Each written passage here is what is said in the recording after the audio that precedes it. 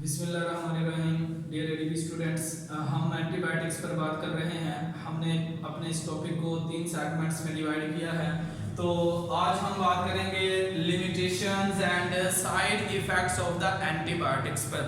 Limitation से मुराद होता है जो हदूद है, यानी कि किस हद तक जो है वो इनको इस्तेमाल किया जा सकता है। और इसी तरह से साइड इफेक्ट से मुराद जो है जो बुरे असरात इन केमिकल्स के एंटीबायोटिक्स पे बॉडी पर पैदा हो जाते हैं।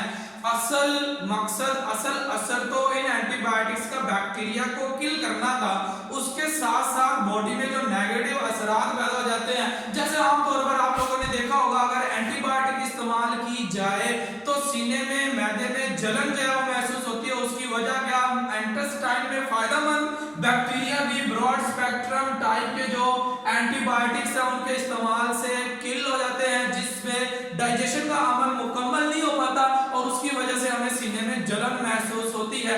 इस तरह से और भी बहुत सारे साइड इफेक्ट्स हो सकते हैं। जैसे मिसाल के तौर पर बच्चों को अगर मेडिसिन ज्यादा दे दी जाए, जैसे पेनिसिलिन है, स्ट्रेप्टोमाइसिन है, तो ऐसी सूरत में कानों का बहरापन पैदा हो जाता है, बच्चों के दांतों का कलर जो है वो परमानेंटली चेंज हो जाता है। ये कुछ ऐसे साइड इफेक्ट्स हैं एंटीबायोटिक्स के जो उनकी डोज को ज्यादा इस्तेमाल करने से बॉडी में पैदा होते हैं।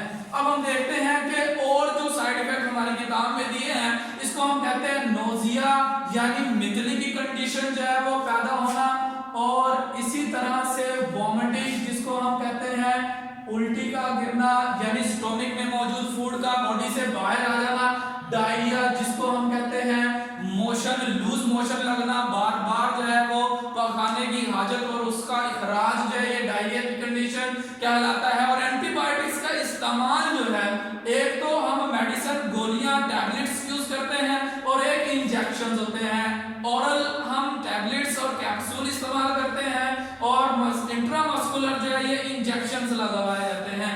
इसी तरह से एंटीबायोटिक रेजिस्टेंस एक बड़ा अहम टॉपिक है जो किताब में तो नहीं है लेकिन समझना बहुत जरूरी है, जिसको हम कहते हैं when microbe break down the chemical of antibiotics. यानी हम ये देखते हैं, आप जरा गौर करें कि बैक्टीरिया भी लिविंग ऑर्गेनिजम्स हैं, उन्होंने भी अपने सेल्स को जिंदा बचाना है।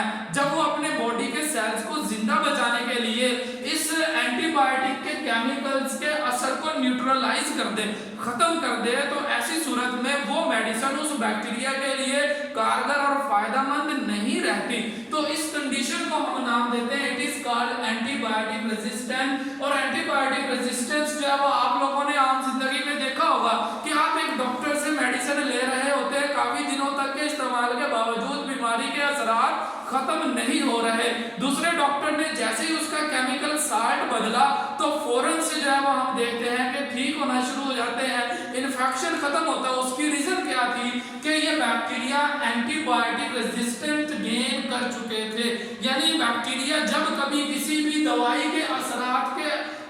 के मेडिसिन के असरात को जायल कर दे तो इस अमल को एंटीबायोटिक रेजिस्टेंस